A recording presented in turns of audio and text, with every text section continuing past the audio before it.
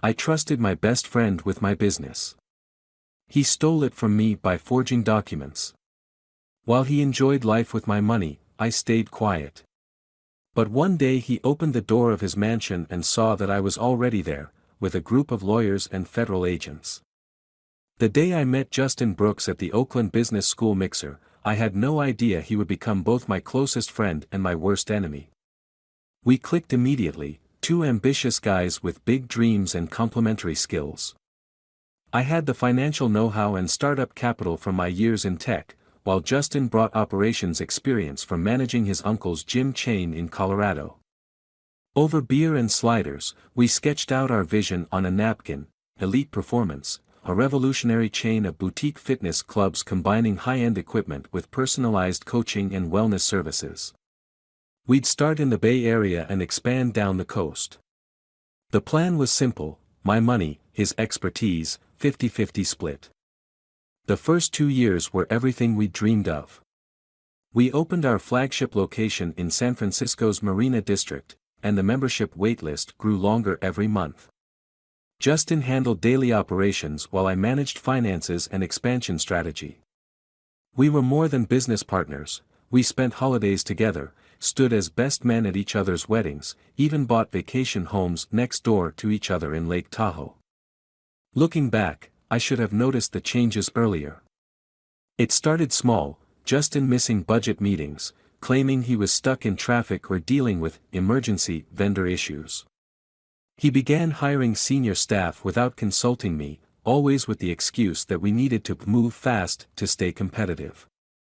When I raised concerns, he'd laugh it off, throw an arm around my shoulders, and remind me of our friendship.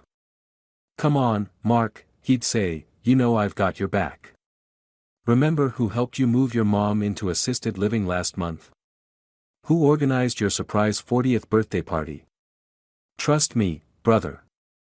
And I did trust him. Even when he started holding private meetings with our investors. Even when he hired his college roommate as our new CFO without discussing it. Even when he began talking about streamlining our management structure. "It's just business evolution," he assured me over drinks at the Palace Hotel bar. "We're too big for the old way of doing things. You focus on the big picture strategy, let me handle the day-to-day stuff." I nodded and smiled, but something felt off. That night, I tried logging into our financial management system. My access had been revoked. I called our accountant, but his assistant said he'd been instructed to direct all my inquiries to the new CFO. Then came the email from our corporate lawyer, Alan Webster.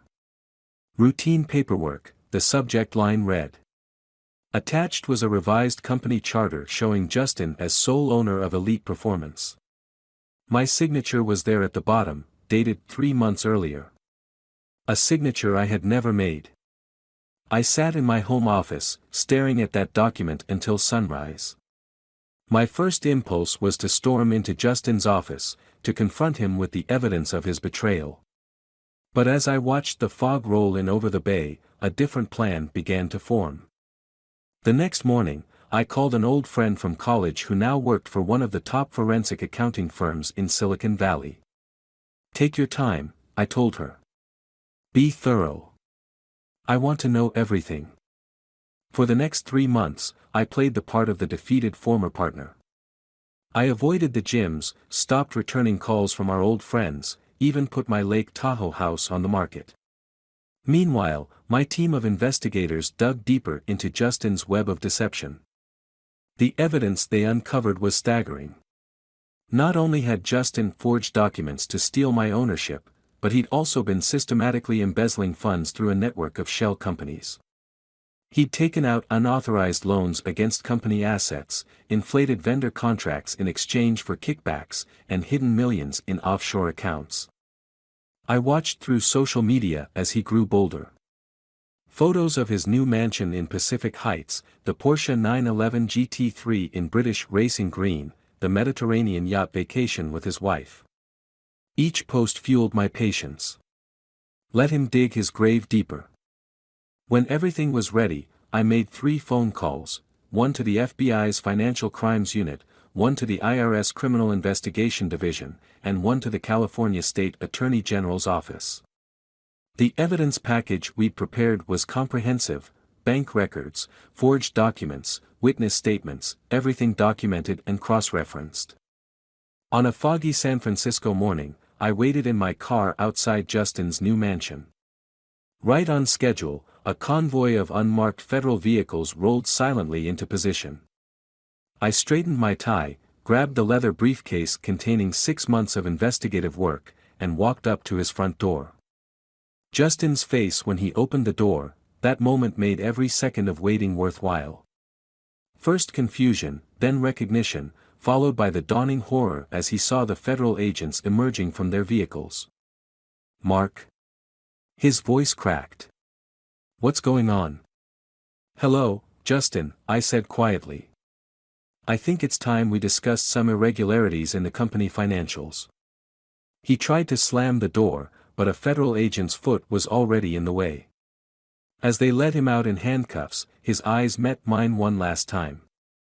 The friendship we'd shared, the trust I'd given him, it was all there in his betrayed expression.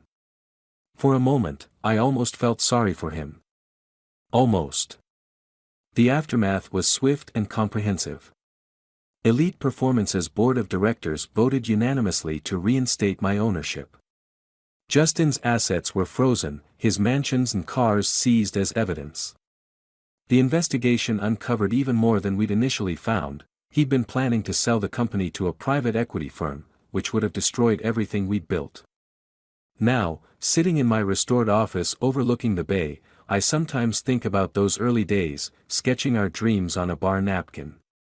The company is bigger than ever, expanding into new markets, breaking revenue records. By all measures, I won. But late at night, when I pass our original location in the marina, I still see us there, two friends with a vision, before money and greed poisoned everything. The victory tastes different than I imagined it would.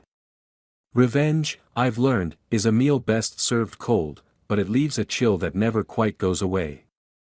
Last week, I received a letter from Justin's wife. He's serving 8 to 10 years in federal prison. She's filing for divorce. The letter asked if I would consider visiting him. He's been asking to talk. I haven't decided yet. Part of me wants to hear what he has to say, to understand why he betrayed our friendship. Another part knows that some questions are better left unanswered. The letter sits in my desk drawer, next to that old napkin from the Oakland Business School mixer. Sometimes I take them both out, these artifacts of trust given and trust betrayed, and wonder which one holds the real truth about friendship, loyalty, and the price we pay for both. Sometimes I wonder if I could have prevented it all. There were signs, subtle warnings I chose to ignore. Like the time Justin convinced our board to pass on acquiring a promising CrossFit franchise in Sacramento. I later discovered he'd steered them toward buying his cousin's struggling gym instead, at 3 times the market value. He'd called it strategic synergy, but now I recognize it as the first test of how far he could push things without raising alarms. The psychological warfare was subtle but constant. He'd praise my financial acumen in private, then casually undermine my decisions in management meetings. "Mark's brilliant with numbers," he'd say, "but he doesn't really understand the fitness industry like I do." He planted seeds of doubt in our employees' minds, suggesting that my conservative approach to expansion was holding the company back. I remember the day I first suspected something was truly wrong. I was having lunch with Sarah Chen, our head of marketing, when she mentioned a new advertising campaign I'd supposedly approved. "Justin said you were excited about the direction," she said, showing me the mock-ups. I'd never seen them before. The campaign would have committed us to millions in spending, far beyond our approved budget. When I confronted Justin, he had an explanation ready, complete with emails showing my approval, emails I had no memory of sending. He even produced meeting notes with my signature. "You've been so busy with the expansion plans," he said, concern in his voice. "Maybe you should take some time off, recharge. I can handle things here." That night, I started keeping a detailed record of every interaction, every decision, every document. I installed cameras in my office, backed up my emails to a private server, and began recording our conversations. Justin's mask of friendship never slipped, but now I could see the calculation behind every warm smile, every brotherly hug. The hardest part wasn't gathering evidence, it was maintaining the facade of normalcy. I had to laugh at his jokes, celebrate his successes, all while watching him systematically dismantle everything we'd built together. I attended his daughter's 5th birthday party, stood beside him at charity galas, even helped him choose the artwork for his new office. Each interaction was an exercise in self-control, a masterclass in hiding my true feelings. What Justin never understood was that his greatest weapon, our friendship, was also his greatest vulnerability. He thought he knew me so well that he could predict my every move. He expected rage, confrontation, a dramatic scene that would make me look unstable. Instead, I gave him exactly what he expected: quiet acceptance, gradual withdrawal, the behavior of a defeated man. The investigation team worked in complete secrecy, operating out of a vacant office space in Oakland. We hired former employees who'd left under suspicious circumstances, traced money transfers through dozens of shell companies, and pieced together the elaborate network of fraud Justin had constructed. Each discovery was another twist of the knife, another reminder of how thoroughly I'd been deceived. But the true genius of Justin's plan, and its fatal flaw, was its complexity. He'd created such an intricate web of deception that he couldn't keep track of all the lies. When the forensic accountants cross-referenced everything, patterns emerged. Patterns that pointed to crimes far beyond simple fraud. We discovered he'd been selling membership data to marketing companies, violating privacy laws. He'd taken kickbacks from equipment suppliers, inflating our costs by millions. He'd even used the company's health insurance program to fund a prescription drug scheme. Each crime was carefully hidden, but together they formed a devastating picture of corruption. The morning of his arrest, I arrived early to watch the fog lift over his Pacific Heights mansion. The property had been featured in Architectural Digest just months earlier, a fitness empire's crown jewel, the article called it. Justin had given the interviewer a tour, explaining how each luxury item represented the American dream of entrepreneurial success. Now, as federal agents prepared their breach positions, I wondered if he'd ever really understood what that dream meant. The look in his eyes when he opened the door, that moment replays in my mind constantly. Not just the shock or fear, but the flash of realization. In that instant, he understood that his greatest miscalculation wasn't the fraud or the forgery. It was underestimating the quiet friend who trusted him completely and observed him absolutely. Now, as I read his wife's letter again, I understand something else. The revenge I planned so carefully wasn't just about justice or reclaiming what was stolen.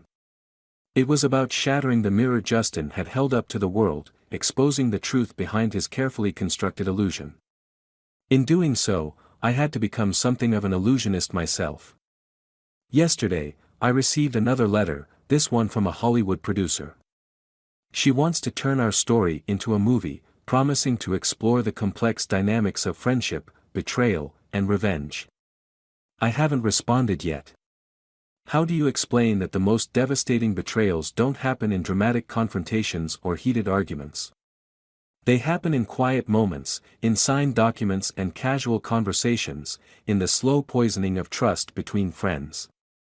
The producer's letter joins Justin's in my desk drawer, alongside that old napkin with our original business plan. 3 pieces of paper, 3 different versions of the truth. Some days I'm not sure which version I believe anymore.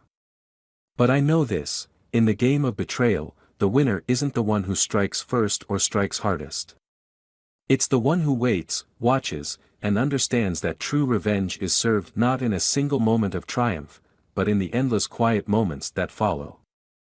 The media coverage was intense in the weeks following Justin's arrest.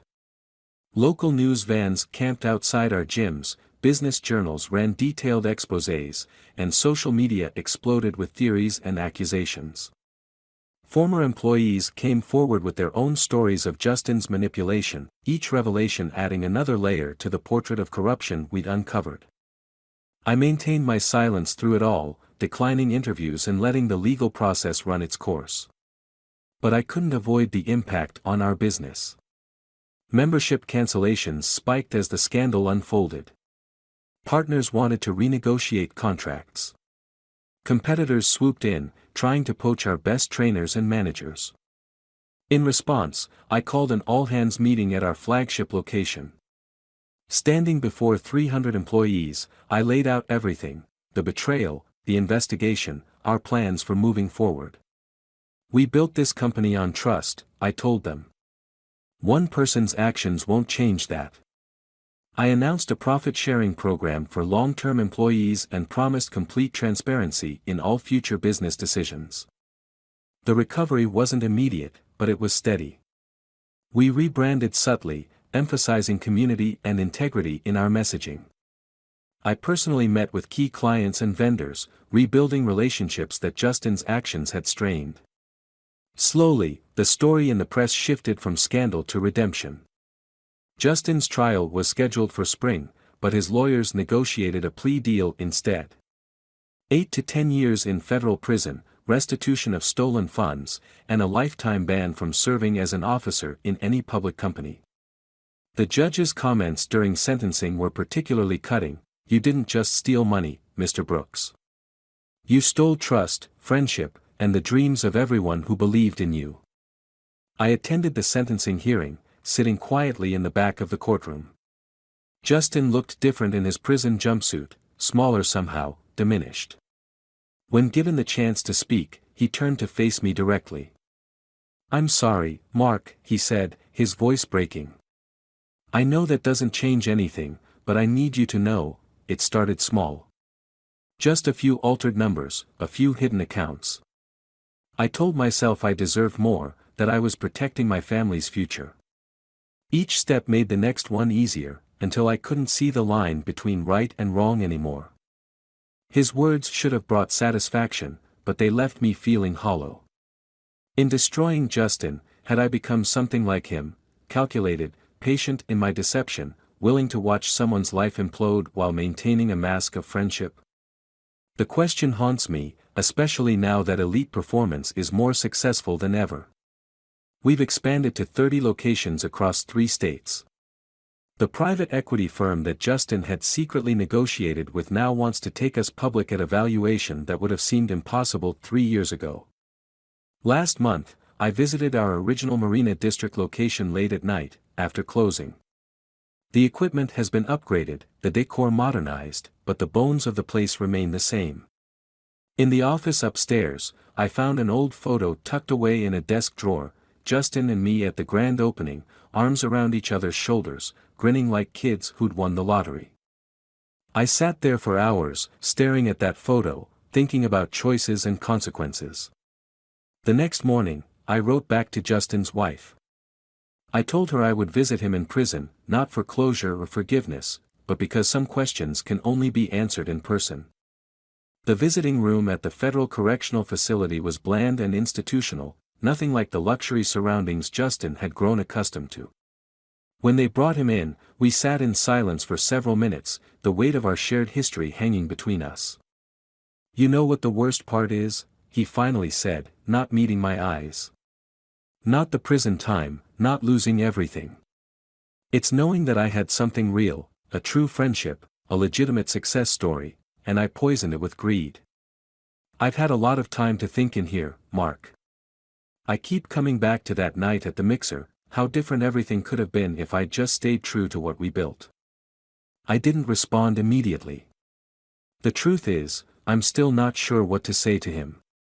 Perhaps that's why I'm writing this all down now, trying to make sense of a story that has no clean ending, no simple moral.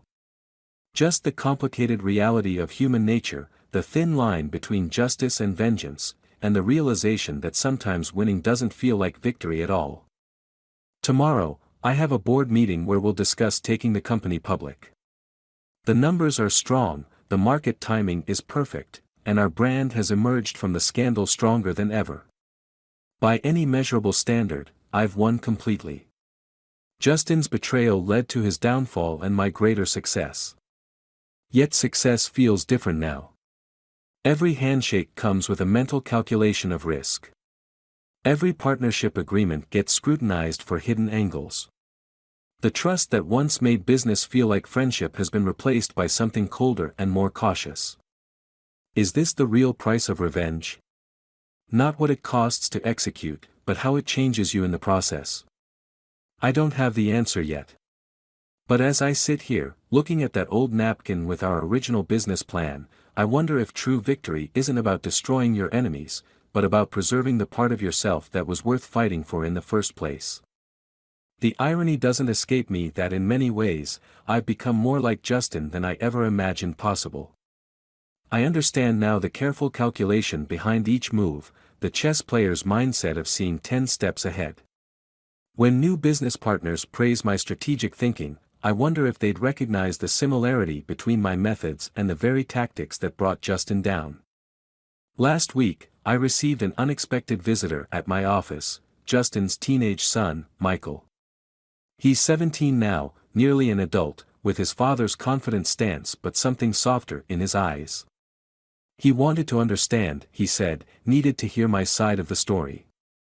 Dad talks about you all the time in his letters, Michael told me, fidgeting with his father's old Elite Performance membership card. He says you were smarter than him, that you saw through his game because you knew him better than he knew himself. I studied the young man sitting across from me, seeing shadows of my old friend in his features. It wasn't about being smart, I said finally. It was about patience, and understanding that sometimes the biggest betrayals happen in the smallest moments. Michael nodded, turning the membership card over in his hands. He's different now, he said quietly. In prison, I mean. More real, somehow. He tells me about the early days, when you guys were just starting out. Says those were the happiest days of his life. The comment hit me harder than I expected.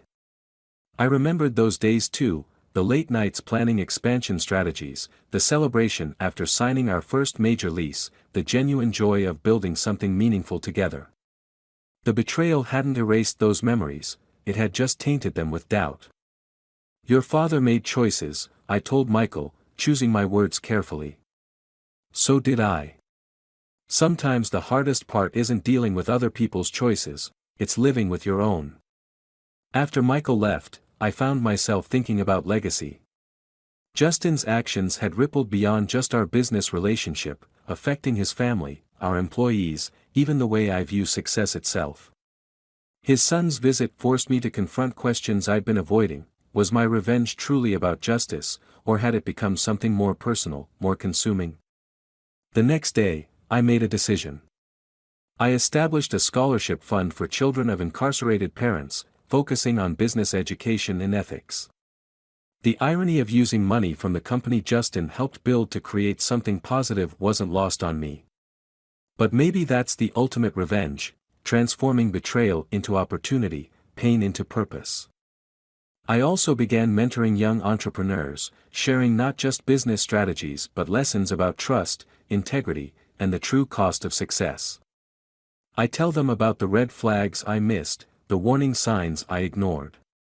Not to promote paranoia, but to encourage awareness. Trust, I explain, isn't about blind faith, it's about conscious choice and constant vigilance. Elite Performance continues to grow.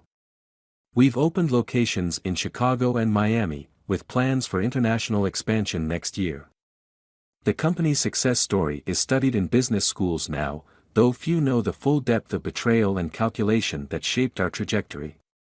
Yesterday, I got another letter from Justin. This one was different from his previous attempts at communication. No apologies, no explanations, just a simple request. He's been working on a memoir in prison, he wrote, documenting everything, the manipulation, the fraud, the gradual erosion of his moral compass. He wants my permission to include the story of his downfall, my revenge, and its aftermath. Part of me wants to refuse, to let his story die in prison with his ambitions. But there's something compelling about the idea of our saga being told through his eyes. What demons does he wrestle with in the quiet hours of his incarceration? Does he see our friendship as clearly in hindsight as I do? Has his punishment brought wisdom, or just regret? I haven't answered his letter yet. Instead, I've been working on this account, trying to capture the complex truth of what happened between us. Not just the betrayal and revenge, but the friendship that made both possible. The trust that enabled deception. The patience that made vengeance so complete. Tonight, sitting in my office overlooking the city, I understand something new about revenge. It's not just an action or a strategy, it's a mirror that shows us who we really are. In executing my perfect revenge, I revealed not just Justin's true nature, but my own. The question that haunts me isn't whether I won or lost, but whether I recognize the person this victory has made me. The old napkin from the Oakland Business School mixer sits on my desk as I write this, its edges worn, our original vision faded but still legible. Two friends, one dream, unlimited potential. Sometimes I wonder what those two ambitious young men would think of how their story turned out. Would they recognize themselves in what we became? Would they understand the choices we made? Perhaps that's the final lesson in all of this: revenge, like success, changes us in ways we can never predict. The satisfaction of victory comes with a cost that can't be measured in dollars or years. It's paid in trust lost, in friendships destroyed, in the subtle hardening of the heart that comes from watching your enemy fall. As I prepare for tomorrow's board meeting, where we'll finalize our international expansion plans, I can't help but think about Justin in his prison cell, writing his version of our story. Maybe both accounts are true in their own way. Maybe the real truth lies not in either narrative, but in the space between them, in the complex web of choices, consequences, and changes that transformed two friends into enemies, and victory into something more complicated than either of us ever imagined.